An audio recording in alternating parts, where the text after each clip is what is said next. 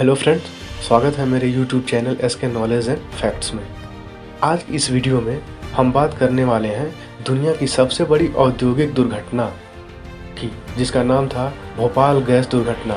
जी हाँ दोस्तों, आपने सुना तो ज़रूर होगा भोपाल गैस ट्रेजेडी के बारे में, लेकिन क्या हुआ था उस रात, इसके बारे में हम चर्चा करेंगे। दोस्तों, विश्व की सबसे बड़ी औद्योगिक दुर्घटना का गवाह है भोपाल गैस ट्रेजेडी।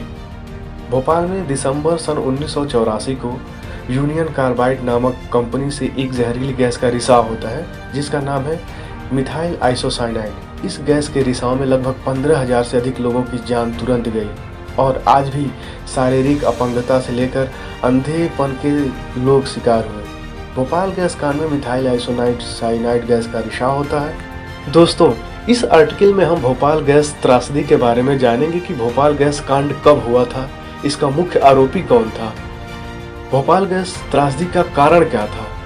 इन सारी चीज़ों के बारे में हम इसमें इन सभी विषयों पे हम चर्चा करेंगे। दोस्तों, यूनियन कार्बाइड जो है 100 साल से पुरानी कंपनी है। इस कंपनी की यूनिट पूरी दुनिया में फैली हुई है। आपने एवर रेडी बैटरी का नाम सुना होगा, बैकेलाइट। यह कंपनी न केवल कीटनाशक बनाती थी बल्कि यह रॉकेट के लिए ईंधन भी, जी हाँ दोस्तों, रॉकेट का फ्यूल भी बनाती थी। यूनियन कार्बाइड कंपनी का पूरा नाम था UCIL, यानी कि यूनियन कार्बाइड इंडिया लिमिटेड। दोस्तों, 1969 में भोपाल में एक फैक्ट्री खोली जाती है एक स्पेशल केमिकल बनाने के लिए। जी हाँ दोस्तों, उस स्पेशल केमिकल का नाम था सेवन बनाने के लिए हमें MIC केमिकल की ज़रूरत पड़ती थी। जी हाँ दोस्तों, ये वही केमिकल है मिथाइल आइसोसाइनाइड, जो कि बहुत ही डेंजरस और ख़तरनाक केमिकल है। 7 बनाने के लिए MIC को इंपोर्ट में लाया जाता था, यानी कि इसको इंपोर्ट करके दूसरे देशों से भारत में मंगाया जाता था। धीरे धीरे समय बीतता गया और समय आया सन 1980 का।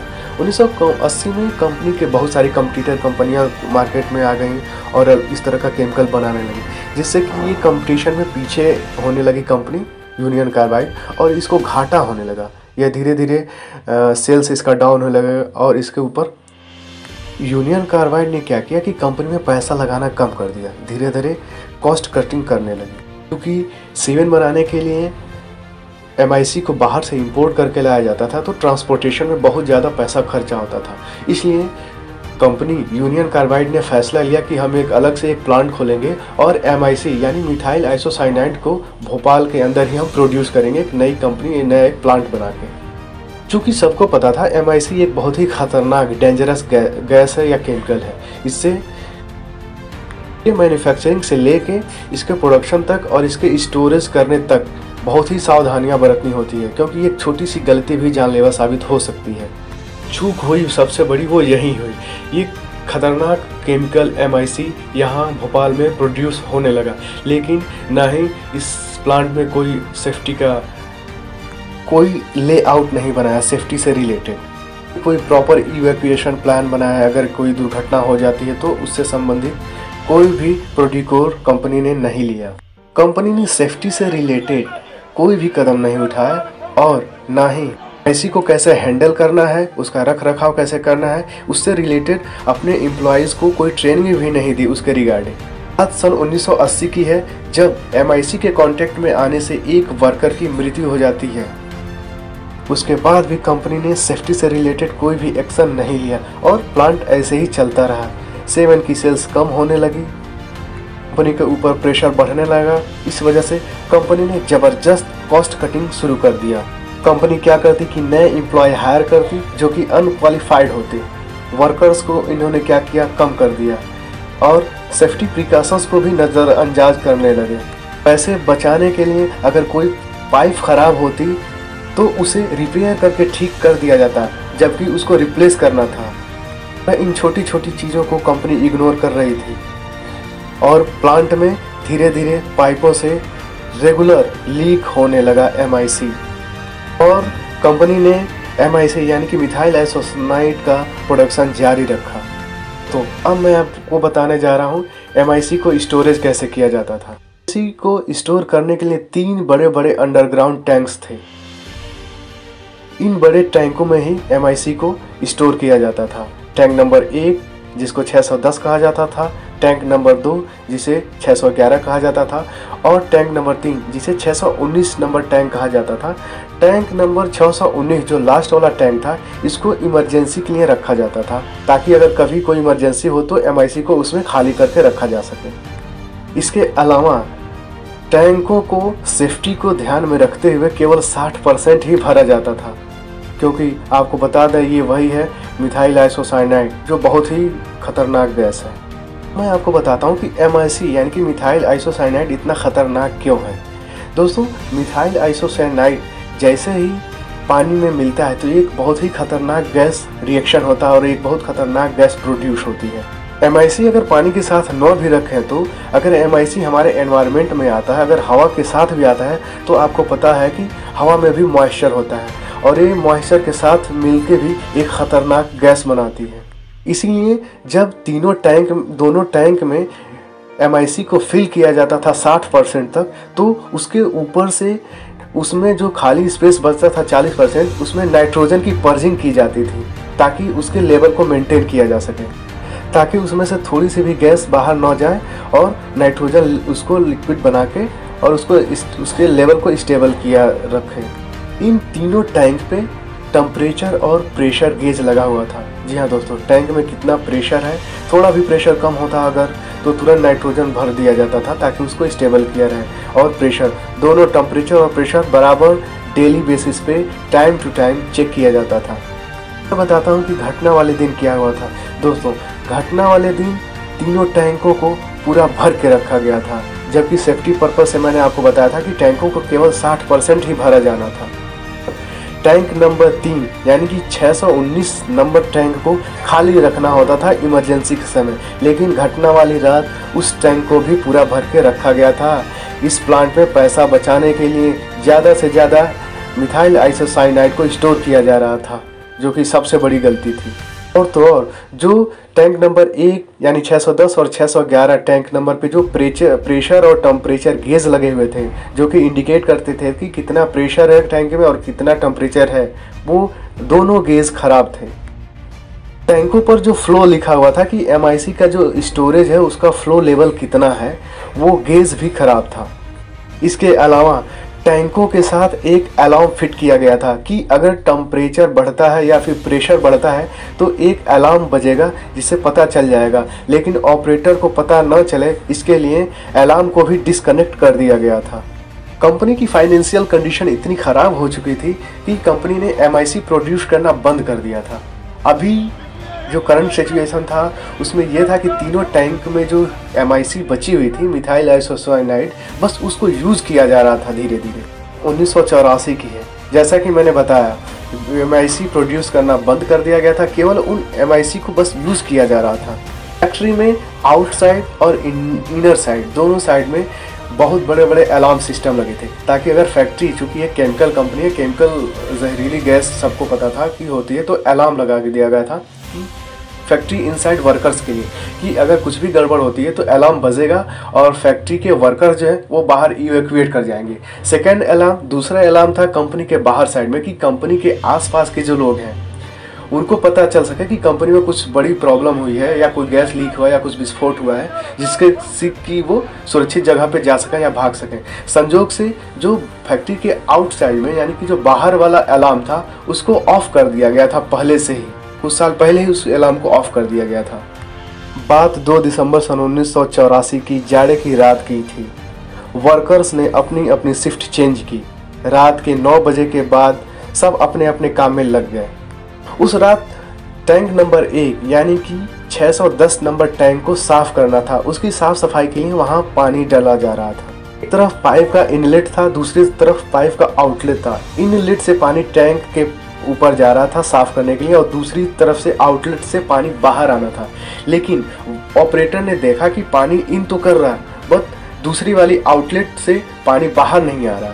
फिर देर देखने के बाद ऑपरेटर को लगा कि आउटलेट से पानी नहीं आ रहा है, तो उसने जाके अपने सुपरवाइजर को बताई कि सर पानी नहीं आ रहा है। ये बात रात की 11 बजे की है। तो सुपरवाइजर ने कहा कि पानी चलने दो, दूसरी शिफ्ट यानी कि जो 11 बजे के बाद वाली शिफ्ट है, दूसरी शिफ्ट के जो लोग आएंगे वो पानी बंद कर देंगे। तो आपको मैंने पहले ही बताया था। इस तरह से MiC प्लस वाटर E6 में मिलकर खतरनाक गैस रिएक्शन होने लगा और गैस का गोला बनने लगा, गैस का बहुत बड़ा भंडारण बनने लगा और उसका प्रेशर टेम्परेचर दोनों बढ़ने लगा टैंक नंबर 610 का। में काम करने वाले लोगों को भनक भी नहीं लगा और इसके बाद ही दूसरी शिफ्ट के लोग काम करने आ गए। करीब 1 घंटे बाद दूसरी शिफ्ट के लोग जब काम करने आए तो उनकी आंखों में जलन हो रही थी। फिर उन्होंने टैंक के पास जाकर प्रेशर गेज चेक किया तो देखा कि नॉर्मल से थोड़ा ज़्यादा ही था। उन्हें लगा कि ये तो ठीक ही है, वैसे सेफ है, कोई प्रॉब्लम नहीं है। फिर भी उनकी आंखों की जलन बंद नहीं हुई तो लोगों ने सोचा कि कहीं न कहीं लीक तो ज़रूर है, चलो लीक ढूंढते हैं। फिर लोगों ने लीक ढूंढना शुरू कर दिया। लीक ढूंढते ढूंढते रात के 11:45 को आसपास लीक खोजना शुरू कर दिया। अगले 1 घंटे तक बहस होती रही कि गैस लीक हुई है कि नहीं हुई है। उसके बाद बी शिफ्ट की जो टी ब्रेक है 12:30 बजे तक इन्होंने टी ब्रेक लिया। टी ब्रेक लेने के बाद एक दूसरे पर दोषारोपण शुरू कर दिया।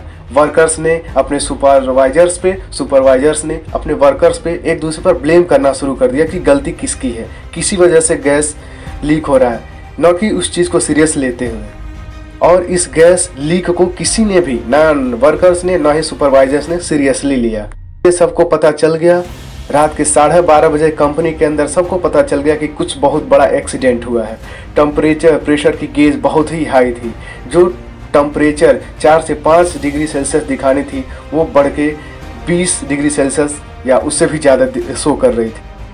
टैंक अंडरग्राउंड टैंक था, उसके ऊपर जो प्रेशर गेज लगा हुआ था, प्रेशर गेज की रीडिंग बहुत ही ज़्यादा शो कर रही थी।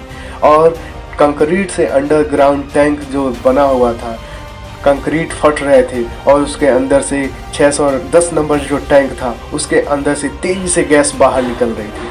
अब जाकर जिसको लगा कि पानी अंदर जा रहा है तो तब जाके इतने घंटे बाद जाके पानी का स्विच ऑफ किया गया। जब तक ये पानी का स्विच ऑफ करते तब तक बहुत लेट हो चुका था। जो गैस वेंट स्क्रबर यूज़ किया जाता था उससे MiC बाहर टैंक 610 नंबर टैंक से निकलकर इस गैस स्क्रबर के थ्रू, चिमनी के थ्रू बाहर ऊपर जाके स्प्रे होने लगा और हवा में होता हुआ बाहर निकलने लगा। चिमनी के ऊपर वर्कर्स ने देख लिया कि गैस निकल रहा सबकी आँख। फिर उन्होंने उस गैस पे पानी डालना शुरू किया, लेकिन चिमनी जो वेंट स्क्रबर का था इतना ऊंचा था कि पानी का प्रेशर उस तक पहुंच नहीं पा रहा था। अब इनको लग रहा था कि खतरा जो है कंट्रोल से बाहर है। रात के 1 बजे वहां के लोगों और वर्कर्स ने महसूस किया कि खतरा अब कंट्रोल से बाहर है। जब वर्कर्स को लगा कि अब खतरा बाहर है, उसके बाद से वर्कर्स ने कंपनी से इवैक्यूएट यानी कि कंपनी से फौरन निकलने का फैसला लिया। तब तक जो गैस है वो पूरे शहर में फैल चुकी थी।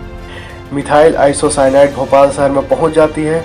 लोग खांसते हैं, उनकी आंखों में मिर्च जैसी तेज लगती है, दम घुटने लगता है। लोग अपने घरों की खिड़की खोलते हैं, दरवाजे खोलते हैं, जिससे कि गैस और तेजी से उनके घरों में घुस जाती है। मासूम घर में रहने वाले लोग ज़्यादातर वे लोग थे जो झुग्गी झोपड़ियों में रहते थे और जिनका जीवन यापन उस कंपनी के परिसर से चलता था। पूरे शहर में लोग अफरा तफरी चारों तरफ मच गई। बहुत से लोगों की मौत होती है खांसते खांसते। बीमार लोगों को पास के हॉस्पिटल में ले जाया जाता है। डॉक्टर्स को पता ही नहीं चलता कि इस बीमारी से कैसे निपटते हैं, इस बीमारी का क्या नाम है, इस बीमारी का इलाज कैसे किया जाए। कुछ डॉक्टर्स देखते हैं कि कुछ लोग खांस रहे हैं तो उन्हें लगता है कि इन्हें ऑक्सीजन देने की ज़रूरत है और ज़बरदस्ती ऑक्सीजन उनको लगाते हैं, ऑक्सीजन ज़्यादा देते हैं, लेकिन ये ऑक्सीजन ही उनकी मौत का और ज़्यादा कारण बनता है। जैसा कि मैंने पहले ही बताया है, ऑक्सीजन यानी कि जिसमें कि मॉइस्चर है और MiC जो है मॉइस्चर के साथ, पानी के साथ मिलकर और ज़्यादा खतरनाक केमिकल प्रोड्यूस करता है।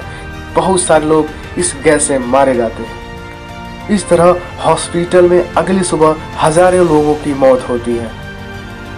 सड़कों पे चारों तरफ इंसान तो इंसान, जानवर, मवेशी, पशुओं की लाशें पड़ी हुई थी और इस तरह ये इंडिया का सबसे वर्स्ट डिजास्टर यानी कि भारत का ही नहीं पूरी दुनिया का सबसे बड़ी दुर्घटना जो कि एक औद्योगिक दुर्घटना बन जाती है।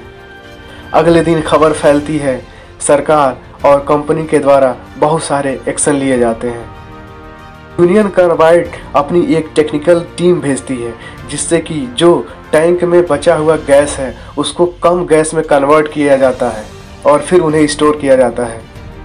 यूनियन कार्बाइड, जी हाँ, यूनियन कार्बाइड एक अमेरिकी कंपनी थी जो कि कीटनाशक बनाती थी और इस कंपनी के जो चेयरमैन थे वारेन एंडरसन, अगले दिन ही वारेन एंडरसन को गिरफ्तार कर लिया जाता है। गवर्नमेंट ऑफ इंडिया ने इस दुर्घटना को सीबीआई से जांच करने की जिम्मा सौंप दी है। उधर यूनियन कार्बाइड भी अपने इन्वेस्टिगेशन शुरू करती है। Government of India and union carbide दोनों अपने इन्वेस्टिगेशन शुरू करते हैं और इस रिजल्ट पे पहुंचते हैं कि दुर्घटना का जो कारण था वो MIC के साथ पानी का रिएक्शन ही था। जी हाँ दोस्तों, पानी का रिएक्शन ही था जो कि MIC का दुर्घटना के कारण बना था। गवर्नमेंट ऑफ इंडिया यानी कि CBI की जांच कंप्लीट होती है और वह यूनियन कार्बाइड पे आरोप लगाती है कि उसने सेफ्टी गाइडलाइंस को फॉलो नहीं किया। उन्होंने ये भी कहा कि उन्होंने MIC जैसे खतरनाक गैस को से के जानकारी और अपने ऑपरेटर को अच्छी ट्रेनिंग नहीं दी सेफ्टी से रिलेटेड, ताकि वो इससे बच सकें।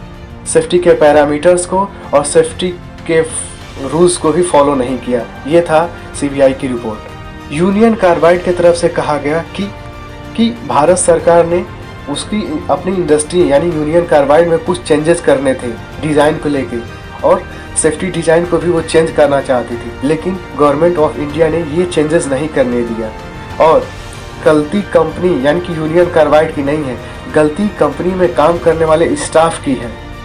जैसे बहुत सारे पिटीशन दायर किए जाते हैं पीड़ितों के द्वारा और केस यहीं ख़त्म हो जाता है। एटलीस्ट केस ख़त्म हो जाता है 1989 में और यूनियन कार्बाइड यह निर्णय लेता है कि वह $470 मिलियन राहत दान देगा पीड़ितों को जो कि गैस से पीड़ित हैं। दोस्तों, उस समय का $470 मिलियन आज के समय में 800 करोड़ रुपए के बराबर होता है। ये राशि बहुत ही ज़्यादा थी। गवर्नमेंट ऑफ इंडिया एंडरसन को यानी कि वारेन एंडरसन जो कि चेयरपर्सन थे यूनियन कार्बाइड के, उनको क्रिमिनल करार देती है। अनफॉर्चुनेटली वारेन एंडरसन की 2014 में मौत हो जाती है। केस आज तक ओपन है, लोग राहत की मांग कर रहे हैं। बहुत सारी याचिकाएं यानी पिटीशंस दायर हैं लोगों के द्वारा। इतनी बड़ी दुर्घटना के बाद जो पहला लॉ आता है वो आता है एनवायरमेंट प्रोटेक्शन एक्ट का, यानी कि पर्यावरण सुरक्षा एक्ट। इस एक्ट के तहत ये एक्ट कहता है कि कंपनी की सुरक्षा और उसका प्रोटेक्शन कंपनी की जिम्मेदारी है। हर कंपनी में एक स्पेशल एक पर्सनल व्यक्ति रहेगा जो कि सेफ्टी से रिलेटेड, इन्वायरमेंट प्रोटेक्शन से रिलेटेड सारी चीज़ों को ऑब्जर्व करेगा और उस कंपनी से जो भी केमिकल्स, हैजार्ड केमिकल्स जो निकल रही हैं उनको आइडेंटिफाई करेगा और उन आइडेंटिफाई किए हुए मटेरियल्स को बाहर एक डिस्प्ले किया जाएगा कि इस कंपनी में इस तरह के हैजार्ड्स मटेरियल यूज़ किए जा रहे हैं। तो जिम्मेदार होगा किसी भी आपातकालीन स्थिति के लिए जो कि जनता, वर्कर्स और पर्यावरण की सुरक्षा को सुनिश्चित करेगा। तो दोस्तों, ये थी हमारी एक रोचक पोस्ट यूनियन कार्बाइड की यानी कि भोपालग्रस्त त्रासदी के ऊपर। इस तरह के वीडियोस के लिए मेरे चैनल को सब्सक्राइब करें। इस चैनल से